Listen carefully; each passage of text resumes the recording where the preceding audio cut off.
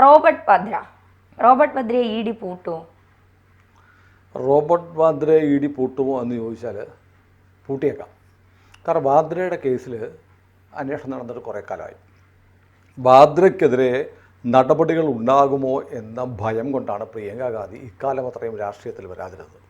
ഏതായാലും വാദ്രയ്ക്കെതിരെ നടപടികൾ ആരംഭിച്ചു. ഏപ്രിൽ 8-ാം തീയതി ഇ ഡിയുടെ മുമ്പാകെ ഹാജരാകാൻ അയാൾക്ക് നോട്ടീസ് കൊടുത്തത്. പക്ഷേ അയാൾ വന്നില്ല. വീണ്ടും നോട്ടീസ് അയച്ചു. ആ നോട്ടീസിലാണ് ഇന്ന് റോബർട്ട് വാദ്ര വളരെ നാടകീയമായിട്ട് വന്നത്. അപ്പോൾ അതിൻ്റെ ഒരു ചിത്രം വന്നിട്ടുണ്ട്. റോബർട്ട് വാദ്രയുടെ കൂടെ എൻ്റെ പൊന്നു ചേട്ടനെ ഇ ഡി ഒന്നും ചെയ്യല്ലേ, ഇ ഡി പിടിച്ച് കടിക്കുമോ എന്നൊക്കെയുള്ള പേടി കൊണ്ട് നമ്മുടെ മൂക്ക് നീണ്ട അമ്മായി ഉണ്ടല്ലോ പ്രിയങ്ക ഗാന്ധി കൂടെ പോയിട്ടുണ്ടായിരുന്നു. പക്ഷേ അവർ രണ്ടുപേരും കൂടി ഇരിക്കുന്ന ഒരു ചിത്രം കണ്ടോ? പ്രിയങ്കയുടെ മുഖമൊക്കെ അങ്ങ് ആകെ കരഞ്ഞിട്ടൊരാൾ നന്ന് ഒരുപാട് നേരം കരഞ്ഞിട്ടൊരാളിരിക്കുമ്പോൾ ആ മുഖം കണ്ടാൽ നമുക്കറിയാമല്ലോ. അതുപോലത്തെ ഒരു ചിത്രമാണ് പുറത്തു വന്നിരിക്കുന്നത്. ഏതായാലും ഒരു വലിയ ആഘോഷമായിട്ടാണ് അവരവിടെ വന്നത്. കുറച്ച് ദൂരത്ത് നിന്ന് റോബർട്ട് വാദ്രയും കുറേ കോൺഗ്രസ്സുകാരുടെ ജാഥയായി. എന്നിട്ട് മുദ്രാവാക്യമൊക്കെ വിളിച്ചു, ജബ് ജബ് മോദി ഡർത്താ ഹേ ഇ ഡി ആകെ കർത്താ ഹേ. എപ്പോഴെപ്പോൾ മോദി പേടിക്കുന്നോ അപ്പോഴൊക്കെ ഇ ഡിയെ മുന്നോട്ട് വിടും. അങ്ങനെ റോബർട്ട് വാദ്രയെ പേടിച്ച് ഉറച്ചിരിക്കുകയാണ് മോദി. റോബർട്ട് വാദ്ര അത് കേൾക്കുമ്പോൾ തന്നെ മോദി കിടുങ്ങും. പിന്നെ ഉറക്കത്തിൽ 3-4 പ്രാവശ്യമൊക്കെ ഞെട്ടിയിടേക്കും റോബർട്ട് വാദ്ര എന്നൊക്കെ പറഞ്ഞിട്ട്. അപ്പോൾ അമിത്ഷാ പറഞ്ഞ അതിനൊരു മരുന്നുണ്ട്, ആ മരുന്ന് ഞാനിപ്പോൾ ശരിയാക്കി തരാം എന്ന് നിർമ്മല സീതാരാമനെ വിളിച്ച് പറഞ്ഞു. അയാളെ പിടിച്ച് ഇ ഡിയിലേക്ക് കൊടുക്കാൻ പറഞ്ഞു. എന്നൊക്കെയാണ് ഇവർ ഈ പറയുന്ന പോലെയുള്ള ഈ ഒരു നാരേറ്റീവ് കാണുമ്പോൾ തോന്നുന്നു. അമിത്ഷാ പേടിച്ച് പറിച്ചിട്ട് നിർമ്മലാ സീതാരാമനോട് പറഞ്ഞ്, അമിത്ഷായെ കൊണ്ട് നിർമ്മലാ സീതാരാമനോട് പറഞ്ഞ് ഇ ഡിയെ കൊണ്ട് നോട്ടീസ് ഏൽപ്പിച്ചു. നിർമ്മലാ സീതാരാമൻ്റെ കീഴിലാണല്ലോ ഇ ഡി ഉള്ളത്. ഫിനാൻസ് ഡിപ്പാർട്ട്മെൻറ്റിൻ്റെ കീഴിലാണ് ഇ ഡിയും SFIO നമ്മുടെ വീണയുടെ അതൊക്കെ ഉള്ളത് നിർമ്മലയുടെ കീഴിലാണ്. അപ്പോൾ എന്തായാലും ഒരു ജാഥയായിട്ടൊക്കെ വന്നു. എന്നിട്ട് അദ്ദേഹം പറഞ്ഞു, ഞാൻ ജനങ്ങളോട് സംസാരിക്കുമ്പോഴൊക്കെ മോദിക്ക് ഭയമാണ്. ജലവാദം എന്ന് പറയുന്നതൊക്കെ നമ്മൾ വല്ലതും കേട്ടിട്ടുണ്ടോ? ആകെ കേട്ടിട്ടുള്ള കഴിഞ്ഞ പാർലമെൻറ്റ് തിരഞ്ഞെടുപ്പിന് മുമ്പ് അമേത്തിയിൽ ഇയാൾക്ക് മത്സരിക്കണമെന്ന് ആഗ്രഹം ഉണ്ടായിരുന്നു.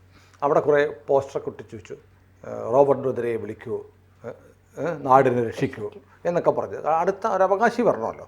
പക്ഷേ പുള്ളി പത്രസമ്മേളനം നടത്തിയിട്ട് പറഞ്ഞു, എല്ലാവരും ആവശ്യപ്പെടും, നാട്ടുകാർ മുഴുവൻ ആവശ്യപ്പെടുവാണ് ഞാൻ മത്സരിക്കണമെന്ന്. ഞാൻ കോൺഗ്രസ് പാർട്ടി തീരുമാനിച്ചാൽ ഞാൻ മത്സരിക്കും എന്നൊക്കെ പറഞ്ഞെങ്കിലും രാഹുൽ ഗാന്ധിക്കും പ്രിയങ്കയ്ക്കും സോണിയയ്ക്കും ഇയാളെ മത്സരിപ്പിക്കാനുള്ള ധൈര്യം ഉണ്ടായില്ല. നന്നായി 8 നിലയെ പൊട്ടിപ്പോകും. ഇത് മാത്രമല്ല, അതിൻ്റെ പേരിൽ റോബർട്ട് വാദ്ര ഒന്ന് മത്സരിച്ച് കഴിഞ്ഞാൽ ഏറ്റവും വലിയ പ്രശ്നം എന്തറിയോ? സ്വത്ത് വിവരം വെളിപ്പെടുത്തേണ്ടി വരും.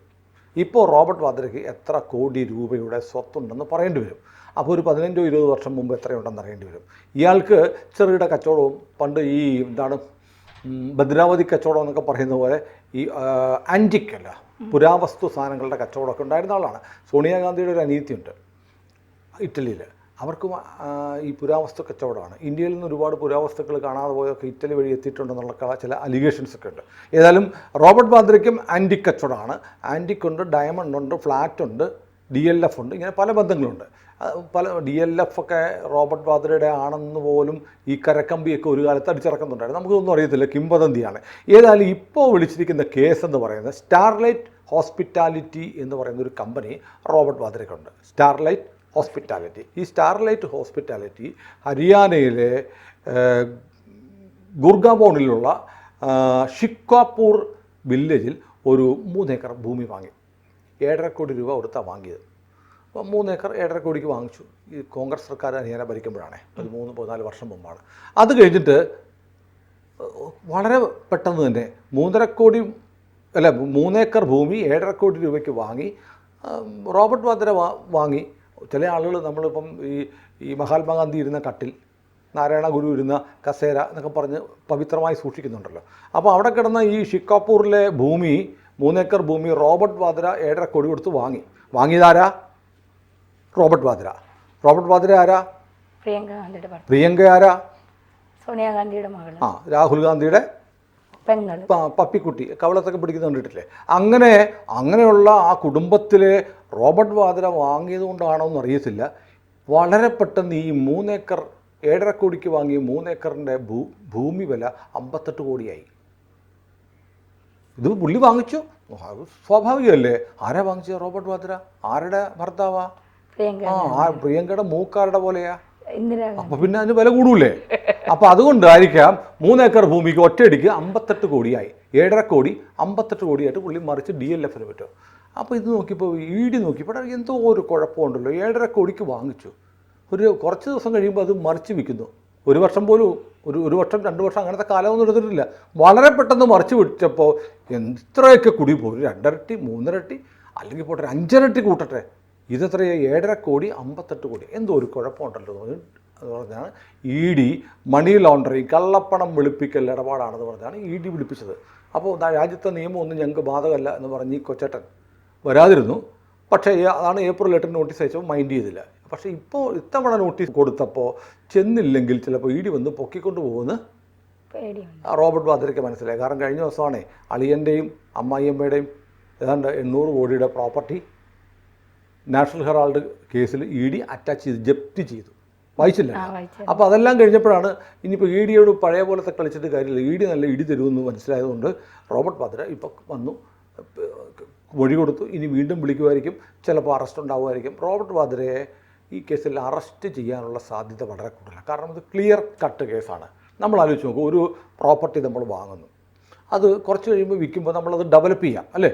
സ്ഥലം വാങ്ങിയിട്ട് മണ്ണൊക്കെ ഇട്ട് മതിലൊക്കെ കിട്ടി അത് കുറേ സംരക്ഷിച്ച് വെക്കുമ്പോൾ അതിന് വില കൂടും. ഇതൊന്നും ചെയ്യാതെ ഒരു സാധനം അപ്പുറത്തുകാരൻ്റെ നിന്ന് മേടിച്ചു, എൻ്റെ പേരിൽ എഴുതി, കുറച്ച് ദിവസം കഴിഞ്ഞപ്പോൾ അത് അതേപടി വിൽക്കുമ്പോൾ 7.5 കോടിക്ക് 58 കോടി കിട്ടി എന്നൊക്കെ പറയുമ്പോൾ അവിശ്വസനീയമായ ഒരു സംഭവമുണ്ട്. അപ്പോൾ ഇത്രയും പണം 7.5 കോടി മുടക്കിയ റോബർട്ട് വാദ്രയ്ക്ക് DLFയിൽ നിന്ന് എത്ര കിട്ടി? 58 കോടി കിട്ടി. അപ്പോൾ ആ പൈസ ശരിക്കും ഭൂമിയുടെ വിലയാണോ അതോ അതിൻ്റെ കൂടെ വേറെ എന്തെങ്കിലും സഹായങ്ങൾ ചെയ്തു കൊടുത്തതിൻ്റെ പ്രതിഫലം എന്ന നിലയിൽ വില കൂട്ടിയിട്ട് കൊടുത്തതാണെന്നൊക്കെ കണ്ടെത്തേണ്ടി വരും. ഏതായാലും സ്വാഭാവികമായി ഓരോ പ്രദേശത്തും ഭൂമിക്കൊരു മതിപ്പ് വിലയുണ്ട്. ഈ മതിപ്പ് വിലയ്ക്കപ്പുറത്ത് വാങ്ങിയതിനേക്കാളും കൂടുതൽ വിലയ്ക്ക് ഈ വസ്തു വിൽക്കാൻ കഴിഞ്ഞു എന്ന് പറയുന്നത് തട്ടിപ്പാണ്. അപ്പോൾ ഏതായാലും റോബർട്ട് വാദ്ര രത്നവ്യാപാരമൊക്കെ ഉണ്ടായിരുന്നു എന്ന് പറയുന്നത് എന്തൊക്കെയാണെങ്കിലും വളരെ മിസ്റ്റീരിയസ് കഥാപാത്രമാണ്. നമ്മൾ റോബർട്ട് വാദ്രയെ നമുക്ക് ഓർമ്മ വരും എമ്പുരാൻ്റെ മറ്റേ സിനിമയിൽ അതിന് മുമ്പത്തെ ലൂസിഫർ സിനിമയിൽ ബോബി ഓർക്കുന്നില്ലേ? അത് ഒന്ന് ആലോചിച്ച് നോക്കിയേ, സിനിമയെന്ന് ഓർത്ത് നോക്കിയേ.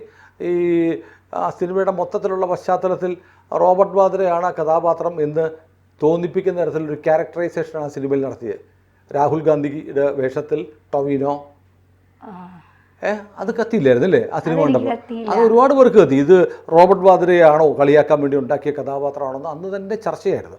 ഏതായാലും റോബർട്ട് വാദ്ര ഒരു വിവാദ പുരുഷനാണ്. അദ്ദേഹത്തിന് ഒരുപാട് ഭൈമീകാമുകനാണ്. വേറെ ഭൈമിയല്ല, പ്രിയങ്ക ഉണ്ടല്ലോ, ഉണ്ടാവുമായിരിക്കും, നമുക്കറിയില്ല. പുള്ളിക്ക് വേറെ കാമുകിയുണ്ടോ അതൊക്കെ നമുക്കറിയില്ല. പക്ഷേ പുള്ളി അധികാരം എന്നുള്ള ഭൈമിയെ കാമിക്കുന്നുണ്ട്. പുള്ളിക്ക് പാർലമെൻറ്റിൽ എത്തണം, എന്നിട്ട് MP ആവണം. ഇപ്പോൾ പല കാര്യങ്ങളും നേരിട്ട് ഈ പറഞ്ഞ പോലെ പ്രിയങ്കയോടോ അളിയനോടോ ഒക്കെ പറഞ്ഞല്ലേ സാധിക്കേണ്ടി വരുള്ളൂ.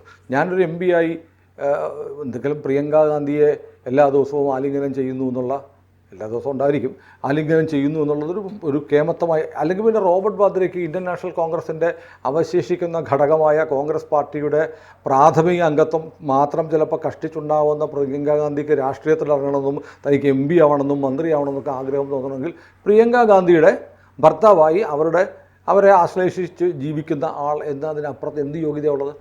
അപ്പോൾ ഏതായാലും റോബർട്ട് വാദ്രയുടെ മോഹങ്ങൾക്ക് പതുക്കെ തടസ്സം ഉണ്ടാവാനുള്ള സാധ്യതയാണ്. റോബർട്ട് വാദ്ര EDയുടെ കൂട്ടിൽ നിന്ന് കയറിയിട്ടുണ്ട്. EDയുടെ കൂട്ടിൽ ഇനി സ്ഥിരമായി കഴിയേണ്ടി വരുമോ എന്നുള്ളത് അധികം വൈകാതെ നമുക്ക് അറിയാൻ കഴിയും.